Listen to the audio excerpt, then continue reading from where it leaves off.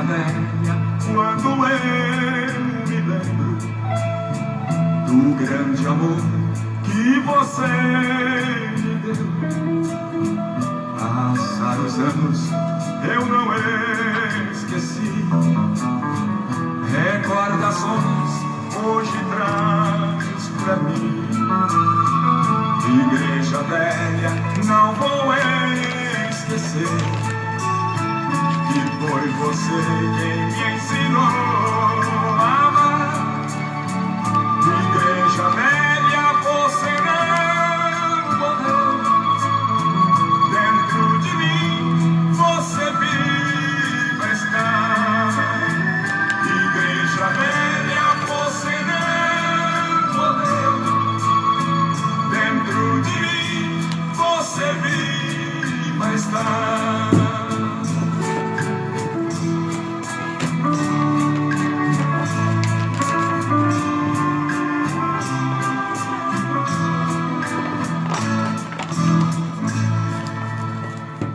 Bom dia na paz gloriosa do nosso Senhor e Salvador Jesus Cristo, programa A Voz da Assembleia de Deus.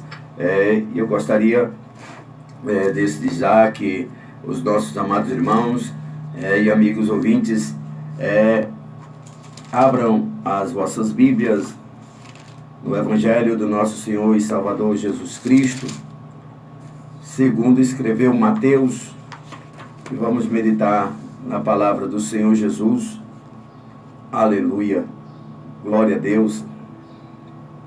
Nesta manhã gloriosa, creio que Deus falará ao nosso coração através da sua palavra. Mateus, capítulo 13, versículo 44, que diz assim: também o reino dos céus é semelhante a um tesouro escondido num campo, que um homem achou e escondeu.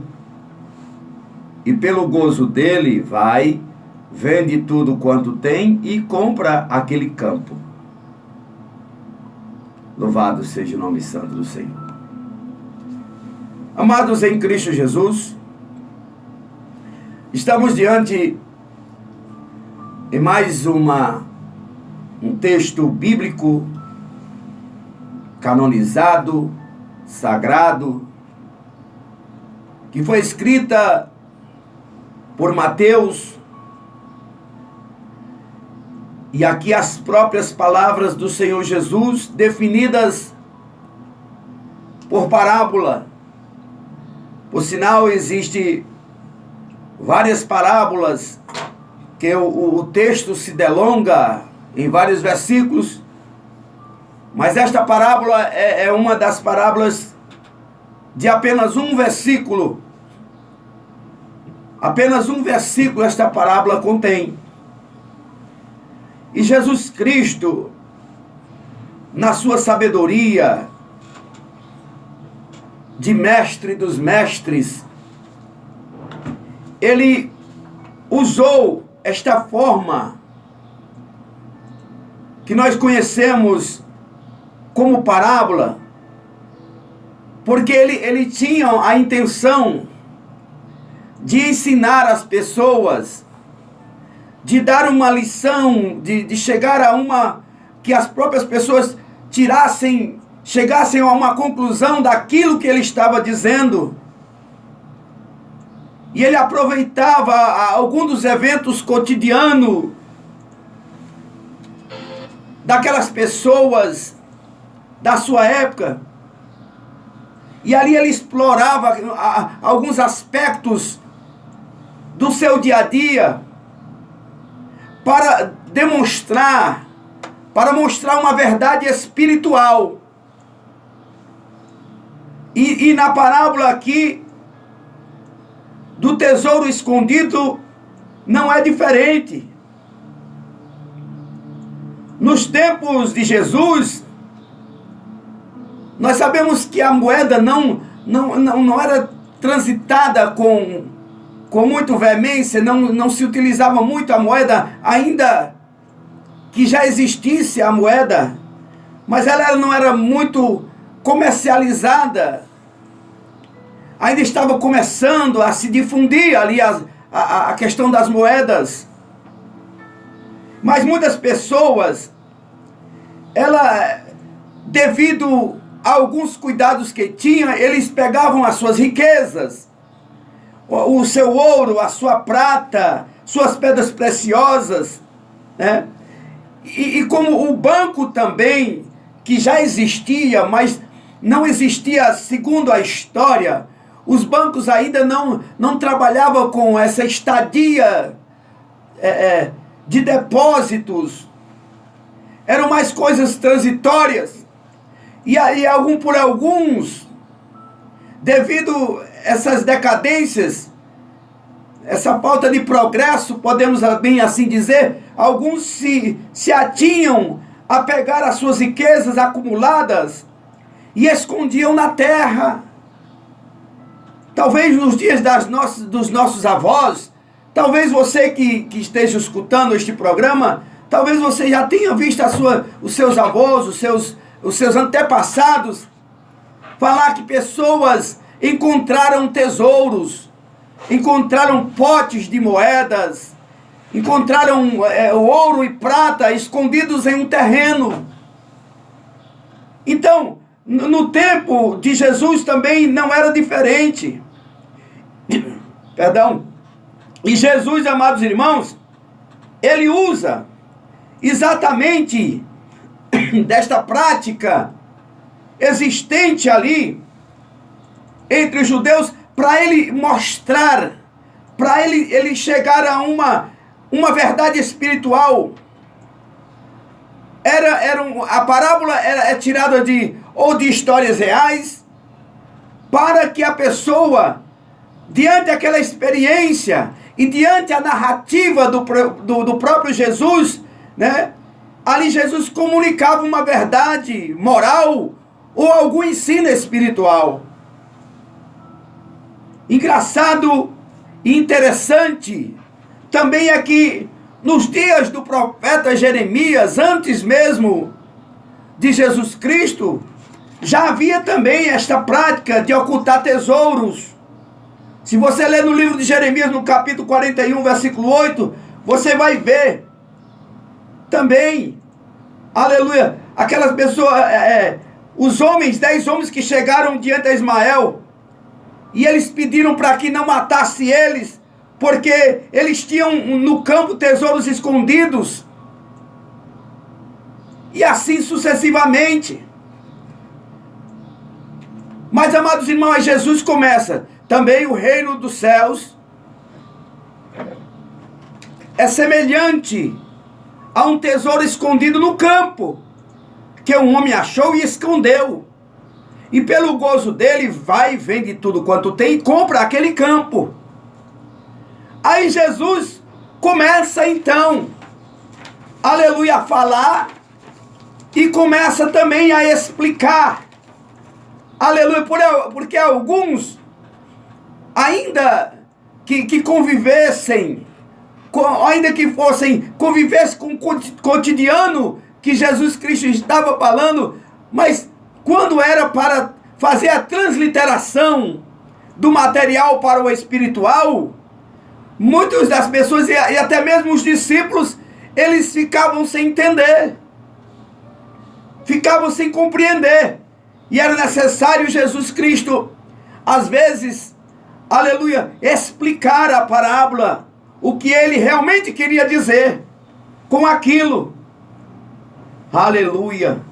E aqui quando Jesus compara o reino de Deus a um tesouro escondido no campo, está dizendo, amados irmãos, portanto, que o reino de Deus é algo que deve ser desejado, é algo que deve ser buscado com insistência e persistência. Tem muitas pessoas que acham que os crentes pregam o evangelho somente com a intenção de que as pessoas saiam das suas religiões, das suas igrejas, e venha para a igreja do pregador, ainda que o pregador não tenha igreja, porque a igreja é do Senhor Jesus. A igreja não é minha. A igreja não é sua. A igreja é do Senhor Jesus. Quando nós pregamos o Evangelho, estamos cumprindo uma ordem do Senhor Jesus no ide por todo mundo. Pregai o Evangelho a toda criatura. Quem crer e for batizado será salvo. Quem não crer, portanto, será condenado. Mas o reino de Deus é algo que deve ser desejado. É algo que o homem, ele precisa desejar. Aleluia. Desejar para si. Porque, amados irmãos, se uma pessoa, se ela chega, veja só o que a parábola quer dizer. Veja só, se você chegasse em um campo, fosse passando por um campo, e ali chegasse e sentasse ali numa árvore, junto a uma árvore, para descansar, e começasse a olhar o ambiente em sua volta, e de repente você vê algo ali estranho do seu lado, e ali ao mexer você acaba descobrindo que você acabou de descobrir um tesouro. Você percebe que pelo fato de você estar ali, você mexeu ali, acabou ali como que por um acidente, você acabou descobrindo que ali naquele lugar onde você estava contém um grande tesouro, ou um baú, ou um pote cheio de ouro, não sei. Eu estou querendo que você entenda o que Jesus quis que os discípulos entendessem e quis que, aleluia, os judeus entendessem, quis que você entenda nesta manhã. Aleluia. Glória seja dado o nome do santo do Senhor Jesus. E aí o que é que o homem, na sua normalidade, no seu pensamento normal, o que é que ele poderá fazer? Ele então, a intenção dele é procurar quem é o dono daquela terra. Ele, no seu pensamento racional, na normalidade do seu pensamento, ele não vai deixar aquele tesouro de lado. Não, mas como a terra não é dele, como o campo não é dele, está apenas de passagem, ele vai procurar agora saber quem é o dono daquela terra para que ele possa comprar não só o lugar onde ele estava sentado, mas todo o campo. Aleluia. Louvado seja o nome santo do Senhor Jesus. E é assim que o homem vai fazer, que a pessoa vai fazer, para adquirir a sua riqueza natural e outra mais, se alegrar. Quem é, irmão? Que as pessoas, nós vemos no final do ano, todos os anos, esse jogo aí chamado Mega Sena, quase todos os brasileiros, eles apostam na Mega Sena. Eles apostam na Mega Sena no final do ano. Por quê? Porque eles desejam aquele tesouro de milhões e milhões de reais. E fazem cálculos, fazem planos. Se eu ganhar isso, eu vou dar isso para minha mãe, para meu pai, não sei mais o quê. Para o meu irmão, para o meu parente. Trago o meu parente que está de longe para cá. E assim sucessivamente. O homem não tem limite nos seus pensamentos, dos seus sonhos, dos seus ideais. Mas aqui, de igual modo, se você também achasse um tesouro na terra, certamente você ia fazer exatamente como Jesus disse aqui, né? Também o reino dos céus é semelhante a um tesouro escondido num campo, que o homem achou e escondeu, e pelo gozo dele.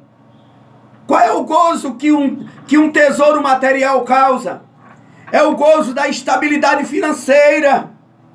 É o gozo, né, de ter tudo aquilo que a pessoa quer ter. É o gozo de ter uma casa, de ter um carro bom. Disso que está no coração do homem. Agora, amados irmãos, em se tratando, em pegar tudo isso aí que eu posso fazer, que você poderia fazer se encontrasse um tesouro desse. Agora, o que nós faríamos? O que você faria se nós começássemos agora a entender esta parábola pelo lado espiritual? Vamos esquecer que o tesouro aqui seja um baú de madeira cheio de colar de pérolas. Vamos esquecer por um pouco aqui que o tesouro que Jesus estava falando, no sentido espiritual, seja um pote de barro cheio de ouro e prata. Vamos entender. Aleluia. Logo aqui a interpretação dos elementos desta parábola. Começando pelo campo. O campo, que diz aqui também, o reino do céu é semelhante a um tesouro escondido num campo. O campo aqui, amados irmãos, aleluia, é o mundo.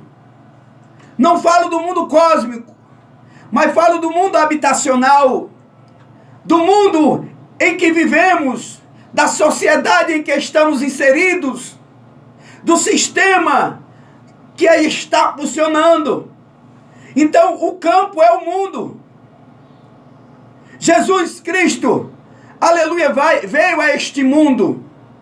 Aleluia, louvado seja o nome santo do Senhor. Aleluia, para dar vida, e vida com abundância para o ser humano. Aleluia. Toda a natureza do homem, todo o sistema humano que Deus projetou para que Adão e Eva vivessem feliz, e assim a sua sucessão também, entraram em decadência devido ao pecado, devido ao erro, à desobediência do homem. E Deus projetou em Gênesis capítulo 3, versículo 15, a salvação da sua própria criação. Porque Deus não queria, e nunca quis, e nunca vai querer perder a alma de alguém para o diabo. Deus não tem prazer na morte do homem, mas quer que todos se arrependam, se convertam e vivam. Este é o desejo de Deus para o homem, para a mulher, para a sua criação. E portanto, ali Deus, ao despedir Adão e Eva no jardim do Éden, voltando para o princípio da Bíblia, para você entender por que Jesus veio ao mundo, por que Jesus veio neste campo chamado mundo.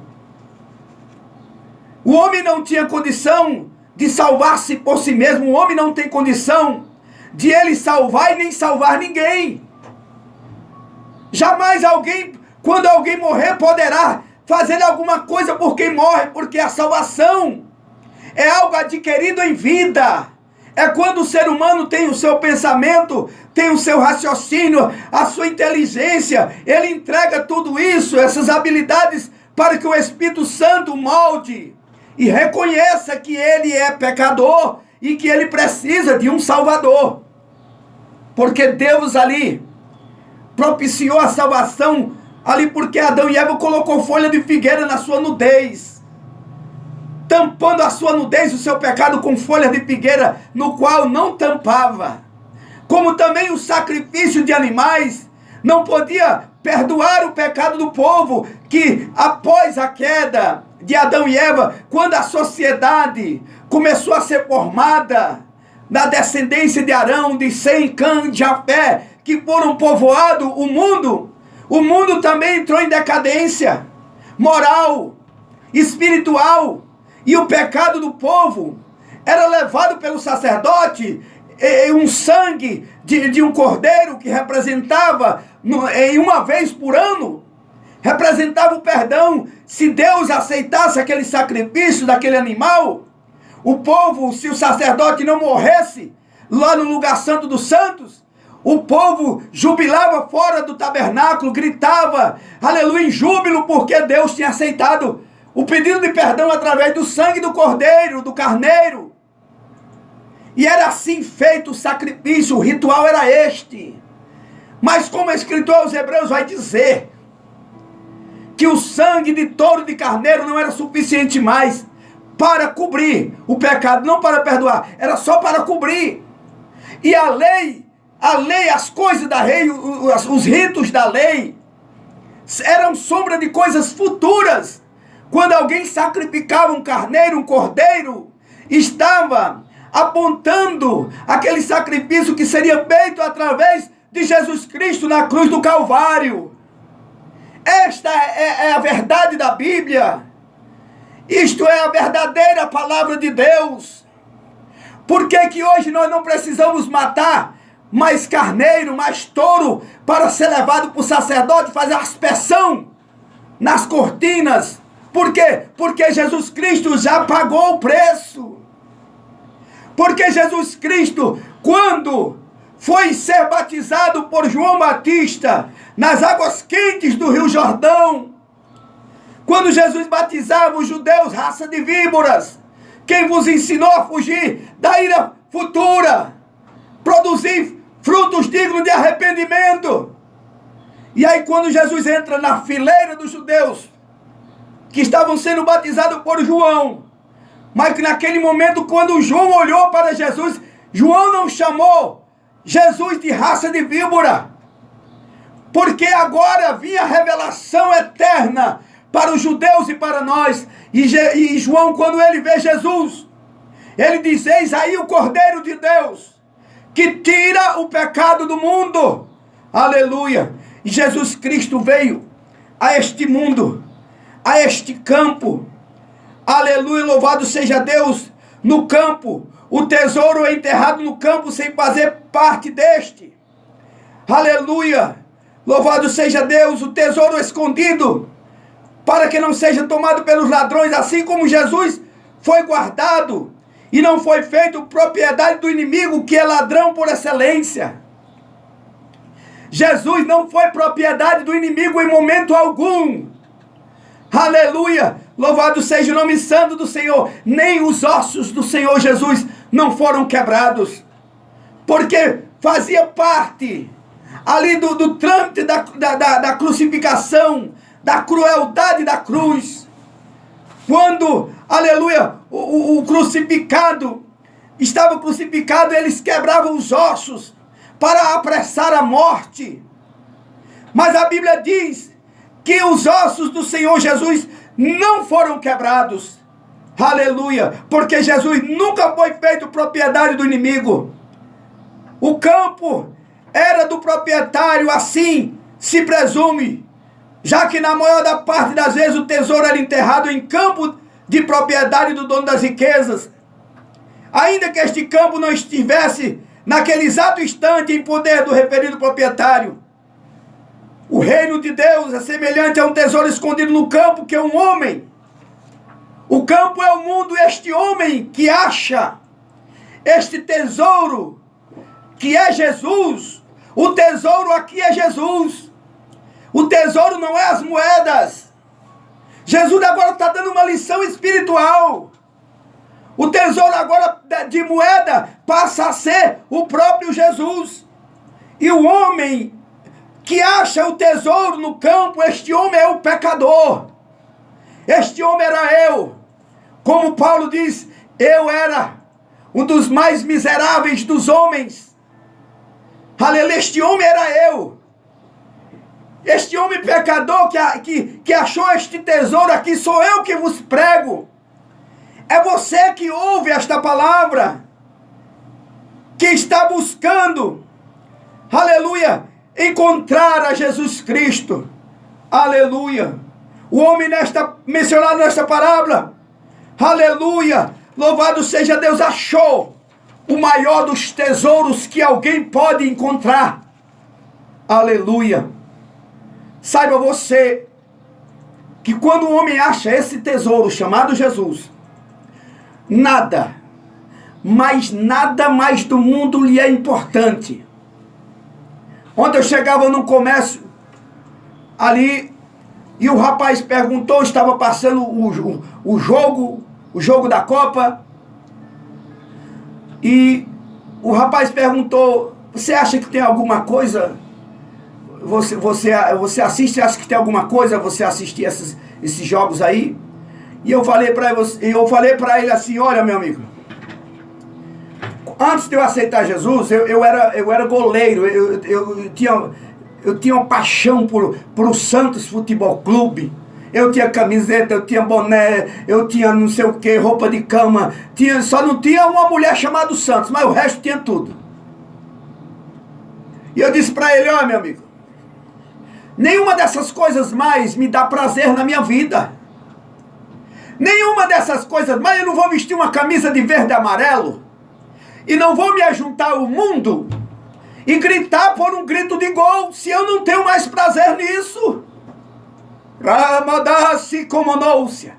Porque eu achei outro tesouro melhor do que o tesouro do mundo.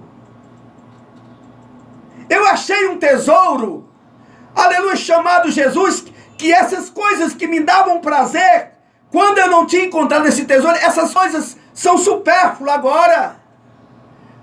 Essas coisas não são de interesse meu mais. O meu coração não tem espaço mais para isso. Eu não tenho mais tempo de ficar 90 minutos, 120 em frente a uma televisão, assistindo um jogo, se eu tenho Bíblia em casa, se eu tenho joelhos para dobrar. E ninguém tira isso da vida de um crente que achou um tesouro chamado Jesus. Ninguém mais pode desraigar do coração de um homem e de uma mulher, Rabassi Comonóvia, que achou o verdadeiro tesouro, a verdadeira razão de viver nesta terra, aleluia, o verdadeiro objetivo de viver nesta terra, como santo, como separado. Que associação tem Cristo com Belial? Que paz tem as trevas com a luz? Que paz tem Satanás com Jesus? E outra vez verei a diferença dos que servem a Deus e os que não servem. Aí a pessoa vai dizer, com a camisa verde amarela, que achou um tesouro escondido. Eu acho que você precisa procurar ainda. Porque, amados em Cristo Jesus, aleluia, o mundo inteiro, o sistema inteiro está envolvido nisso. É o mundo. É igual o São João. Você vê na internet um monte de irmão no São João. Onde é que você encontrou o tesouro escondido? Você não encontrou não, você encontrou foi São João. Não, é porque eu sou isso, eu preciso estar no meio. Não precisa não, você precisa estar no meio da igreja. Ninguém força ninguém a ir para lugar nenhum. Se o crente vai para o São João, não é porque o prefeito obrigou ele a estar lá, não, é porque ele quer estar lá. Não é porque o professor obrigou ele, não, é porque ele quer estar lá mesmo. Quem achou um tesouro escondido chamado Jesus, ele vive no mundo como se ele não estivesse no mundo. É isto que Deus me chamou para pregar o evangelho. É este evangelho que Jesus me chamou para pregar. O evangelho que faz a diferença. O evangelho que eu não me envergonho de pregar. É o evangelho da cruz.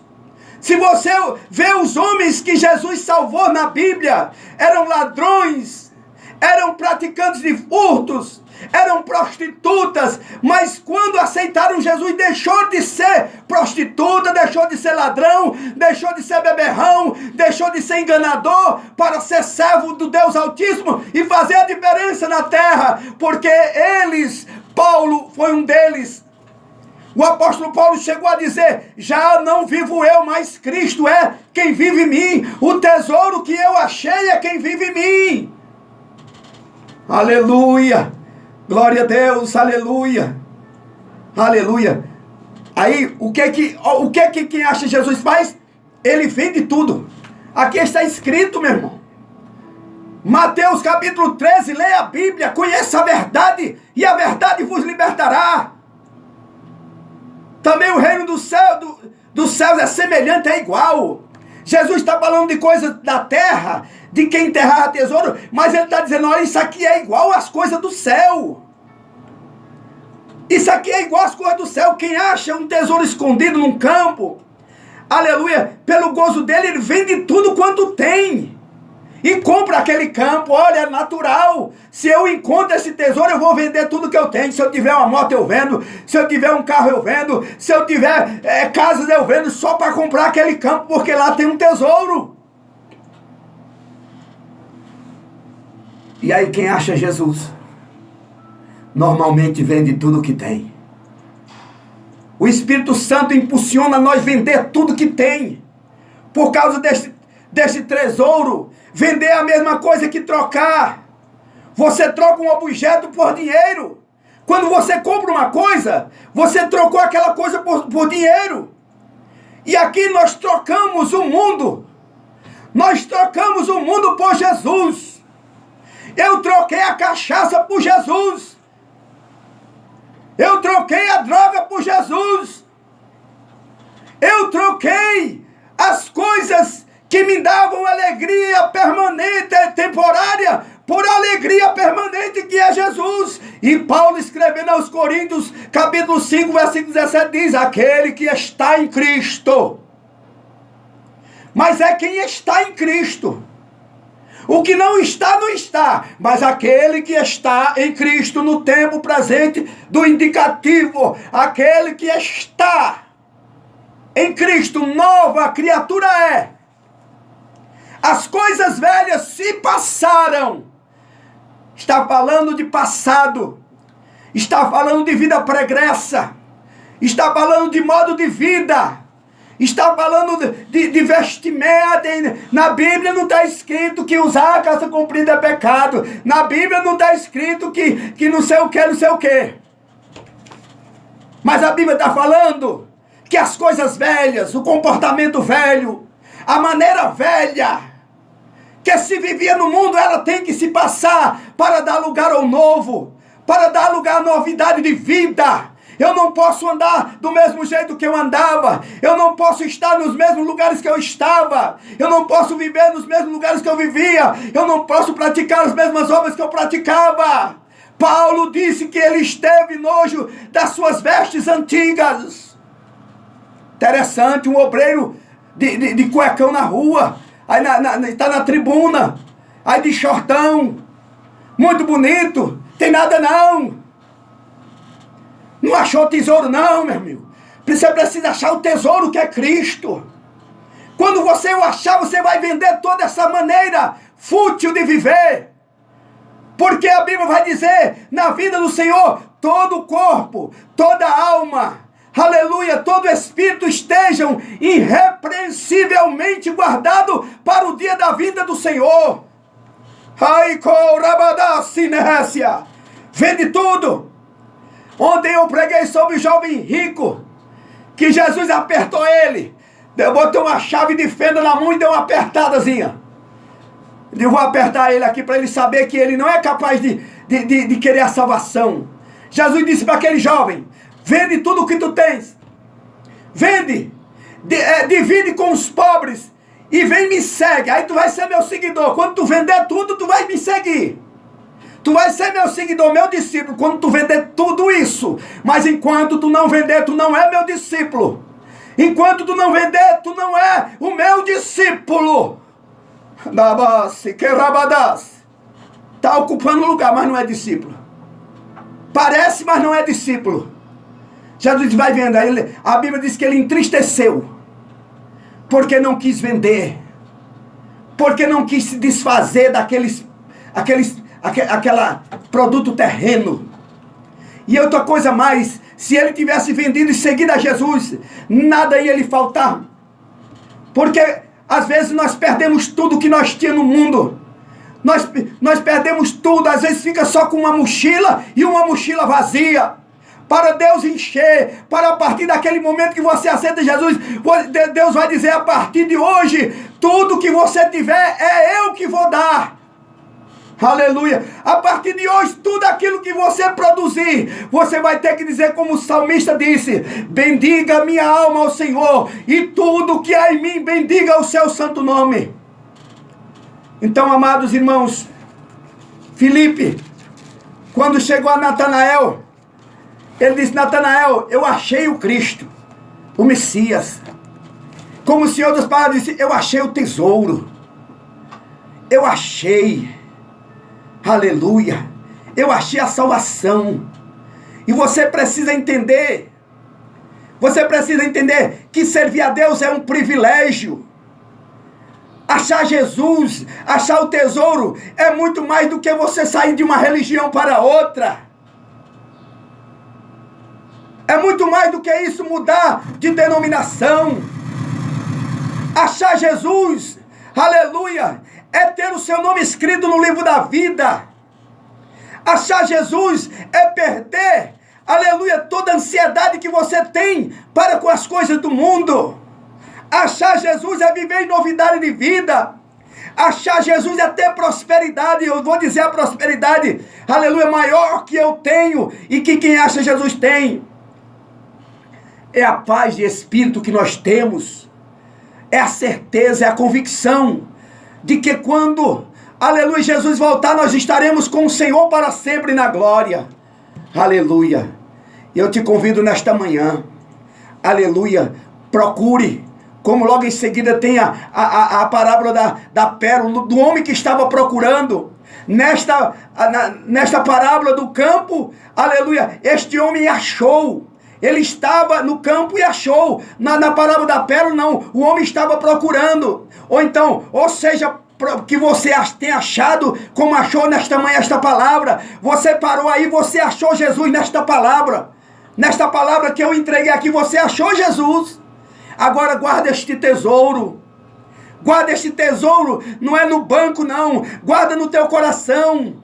Aleluia, para não pecar mais contra o Senhor.